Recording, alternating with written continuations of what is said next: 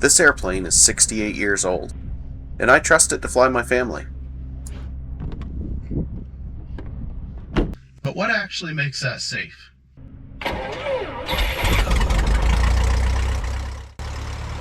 Because once a year, this airplane goes through an inspection that decides whether it flies or it doesn't. So that puts a lot of faith in that inspection. And so the FAA requires that you have a certified inspector do this annual for you every year. And I'm here with one of the best in the business. Terry, what might you find in here that's going to ruin my day? Well, I can find a few things that'll scare you. All right. Yeah, I've had this for 8 years now. And it's come in here for all of those 8 years. Yeah. You've had it in the shop. So we've gone through it. We've been there and back. What if I brought this in here and you look at it, what are you going to say? You're not flying this anymore. I'm sure you've had to tell somebody that before. I had a Comanche. Matter of fact, it's sitting back here in the corner. It came in from California, new purchase. And I looked at it and I told the owner, I said, don't even taxi this airplane. Landing gear was ready to collapse. Now this is after a pre-buy annual inspection. It's scary what happens, or what doesn't happen. And they'd just flown it from California. California. And by the grace of God, it did not have a gear collapse. So anytime you look at an airplane, you know, there's a lot of major items that you have to look at. Okay. Of course, firewall forward, the engine. The major thing is like you're checking for metal in the oil, compressions, cylinder compressions, magnetos, as old as they are, go way back in history, but they're still... So they're old, but reliable. But you cannot beat them. You're not relying on a computer or anything else to run it. No, you can't beat them. Exhaust system, that's major. So that's, you know, those are major components to check. And, you know, your exhaust system, you get your cabin heat and your carburetor heat when needed for icing from these bonnets. And if there's a crack internally on the muffler, of course, you're going to get carbon dioxide in the cabin and put you to sleep. So you're actually, so the exhaust system on these can actually put raw exhaust and carbon monoxide, and it just pumps it straight into the cabin. Right, just like you had the tailpipe sticking in the cabin. And there have been plenty of accidents for that. There has. So a careful inspection of the exhaust system. Definitely. And you know, the engine mount, there's a lot hooked here, it hangs out a long ways. And you know, it's just a lot to check. And then of course you got your propeller. Make sure the bulkheads aren't cracked, make sure there's not bleeding red dye in this case. That's expensive too. Prop overhauls. This prop would probably be, I don't know, have you priced them lately? No, I don't want to. Okay. So, you know, as we work our way around, I mean, it's pretty simple technology really, but I mean, it just, you know, there's a lot of stuff. So that's basically the engine. Now on a Comanche, another major component is the landing gear. And the landing gear on these, any airplane that has retractable landing gear requires attention. Mm-hmm. And they take a beating, bad landings, high-speed taxis, side loads, you know. And these are noted for having gear collapses, which hits the propeller, which gets the engine, which is very expensive.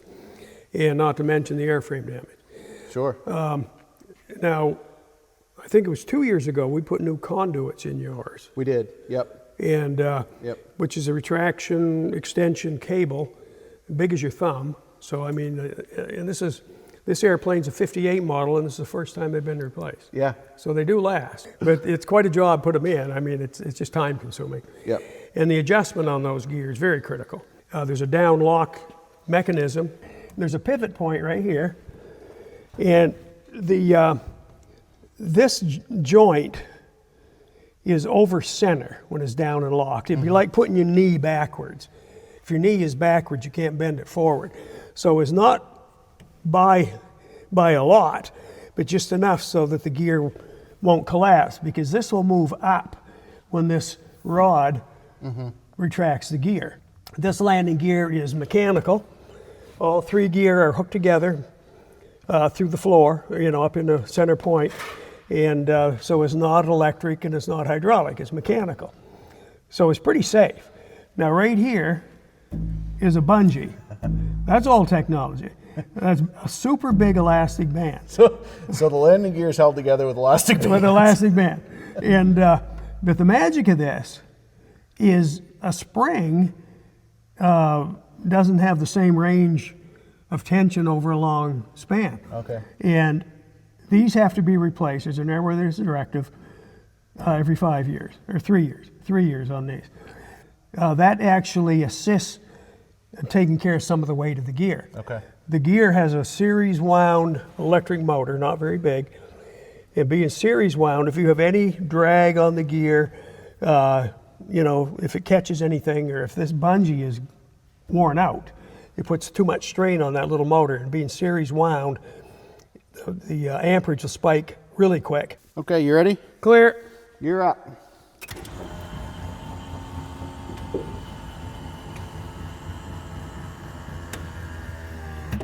You ready? Ready. Gear down.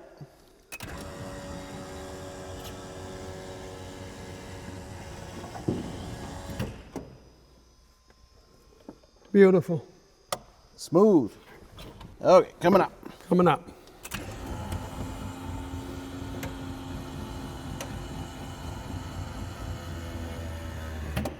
Okay. Okay, coming down.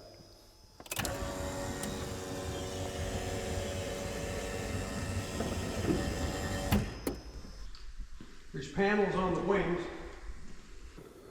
which give you inspection points, like access to the bell crank that controls the ailerons.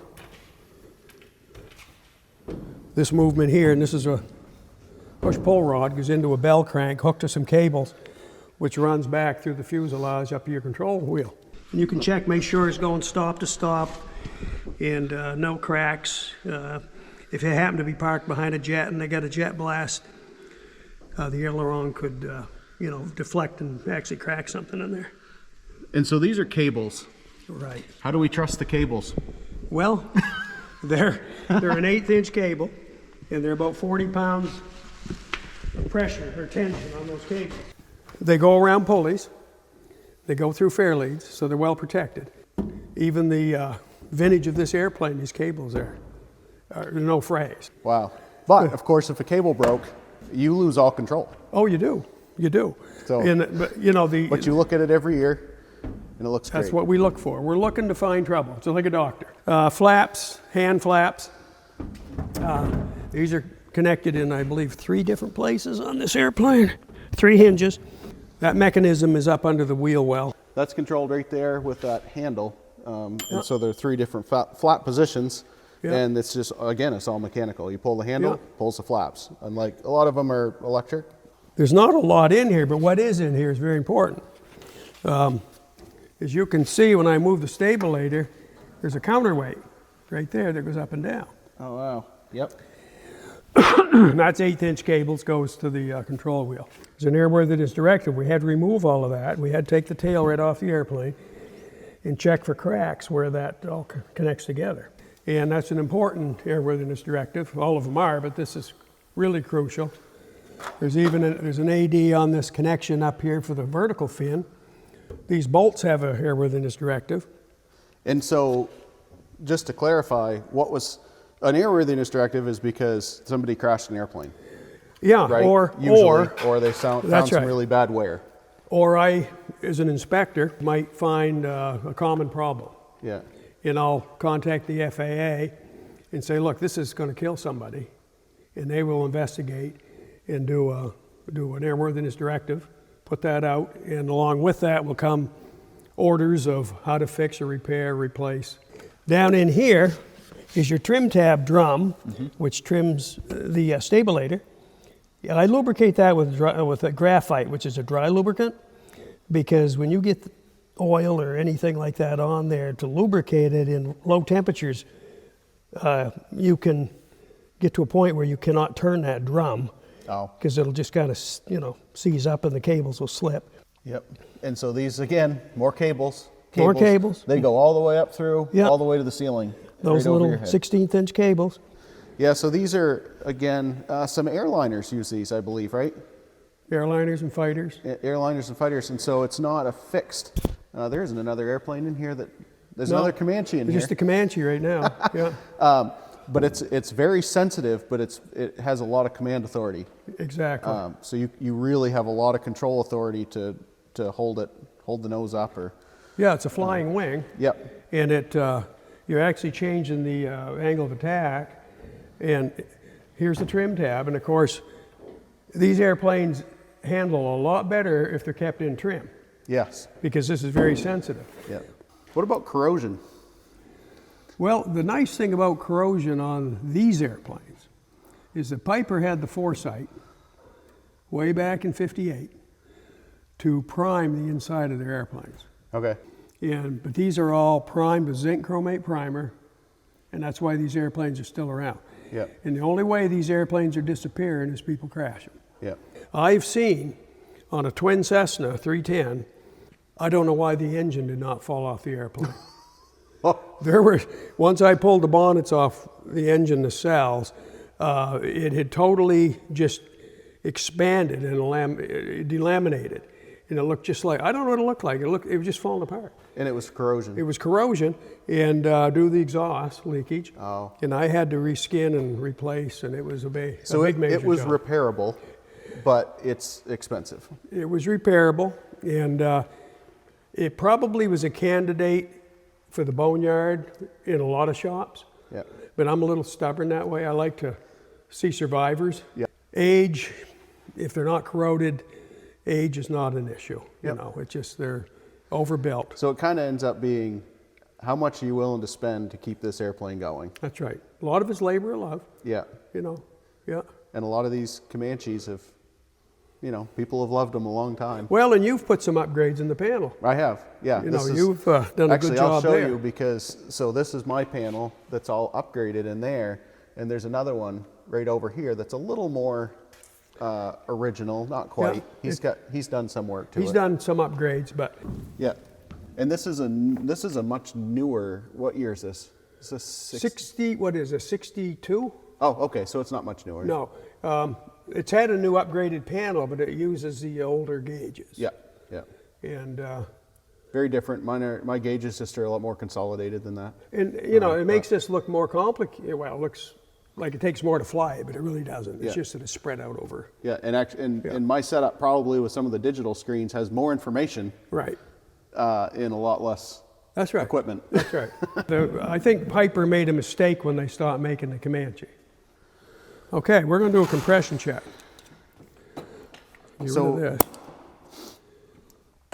So in the compression check, basically you're going to take and put air pressure down in the spark plug hole, That's correct. and you put 80 pounds in and you see how much basically is reflected back, Right. right? And what's our limit? Well, on the Lycoming, anything below 60, they start to scratch their head. Okay. And if I see them down around 50, then I'm concerned. Now, what we've done is I've already got this on top dead center. The piston's right at the top, compression stroke. So valves are both closed. And I'm just going to hold the propeller. I do this every day. Yep. And turn the air on. And that cylinder, it's got 70 pounds, which is really good. Now, that's not even worth finding out where that 10 pounds is gone. It's probably the rings. Yeah. But it sounded like it was in here. Yeah. In the crankcase. So yeah, rings. Yeah. So a common issue is exhaust valves getting a little coked up around the seat. Yeah, you can Right. get some carbon between the seat and the valve, and it holds the valve off, and you'll have a leak. Yeah. And a lot of times you just stake the valve with a rubber hammer, and it will release. So we're going to come around and find compression on this one, which is the next stroke. You can hear it. Hear it. And that click is the Magneto. So we're watching that gauge. Watching that gauge, we got 70 pounds on that one. And this thing's, that's 50%. Well, you're halfway there. Let's see, there's another good strong 70, 72, Yep. okay? Look at that. That prop is loaded, so let me get rid of the air. See, there's another good strong 72, Yeah. okay? So this actually came out almost the same on every cylinder. Yeah. Now what I'll do before I'm done here is I will rotate those spark plugs Yep. for up top, bottom, back and forth, and put them all in a different spot. And a Magneto is like an AC generator in a sense. It'll fire ground to negative, or ground to positive and then positive to ground, depending on which position it's in. Oh, really? So yeah, so you can end up with, it's just like any electricity, it'll arc and it'll burn it in one direction. Huh. So you'll either burn your center electrode or your ground electrode. So if you rotate these, it all burns even and it lasts longer. I never knew that. We'll go back to number 1, fire, cylinder. And to hear that click, that's top dead center. Okay. Now what I'm looking for in a mag is there's 2 things. On a Bendix mag, which these are, I make sure we have the proper gap setting, number 1. And in this mag, it's 18 thousandths plus or minus 6. So that's the first thing I check. Okay. So what I'm doing here is I'm checking the gap on the point when the cam is at the highest spot. Mm-hmm. And I've got plenty of gap. You can see the gap in the points. Okay. Now, okay, so what I'm going to do is hook up my timer. I'm happy with the gap, because what will happen is these mags will, once your points wear beyond a certain limit, your E-gap, they call it, efficiency gap inside the mag, goes away, and you'll end up with a ragged check or a big drop in RPM because your magnet is not producing the same spark. So you have to get the E-gap where it belongs. A lot of people, I shouldn't say a lot of people, there are people out there that'll ask the pilot if he's got a good mag drop, and if the answer is yes, they're happy. And that's all they check. And that's all they check. And we've seen this before. A mag fails in flight. Well, you have 2, right? So that's some redundancy. But at the same time, a mag can fail and put bad spark in and cause more problems than if it were just off. Correct. Right, and you just switched it to off. Correct. And some people can miss that, and they have engine failures. Oh, and yeah. people end up putting a plane down because of something simple like this that you just could have inspected and done right the first time. It's a very important part, and some of it's just misunderstanding. Okay, now I turned on the timer, and okay, what I'm going to do is tap that, and we'll see where those mags fire. When those points open, they get left and right there. There's the right mag. Okay. Now, I'm just going to peek here real quick. The left one's pretty close, but one more tap probably. There's a dot, and there's a timing, and it's dead on that dot. There's a line. What are you looking at? There's a vertical line. Okay. And then there's a dot, a prick punch on the case in here of that starter. I don't know if you can see it. Oh, I see it. It's right here. That little dot. That little dot. So this mark needs to line up with that dot. Yep. Yeah, so what else are you looking at there? Well, these are EGT probes, exhaust gas temperature probes. Now, some airplanes have one probe just monitoring one cylinder. You have one in each cylinder, so you can watch the exhaust gas temperature of each and every cylinder as you fly it. You can lean it to your hottest one, and that's the one you're going to go by, which is probably number 3. Yeah, number 3 is my worst. Yeah. Plus, you've got down in here, you can't see them, but they're cylinder head temperature probes. So you can monitor your cylinder head temp along with your EGT. So if you've got a fluctuation in a gauge, or a gauge isn't reading the way it normally does, you can kind of cross-check. You know, it helps to build a case against whatever it is you think might be wrong, and sometimes it's just the probe. And that's a good. So I do another thing with this, and I send it off to Savvy Aviation, and they can take all that information and tell you whether you have you're starting to have exhaust valve problems. Sure. It can detect oscillations in the temperatures very precisely, and they analyze that, and they can tell you the condition of your engine. So far you're looking good. So at this point, it's reassembly. I'll lubricate a few things. The gear's been greased. I'm going to pull the wheels, grease all the wheel bearings, and clean everything up in there, clean the engine compartment up. I'm happy with the airplane. Now it's just a matter of cleaning things up and putting it together.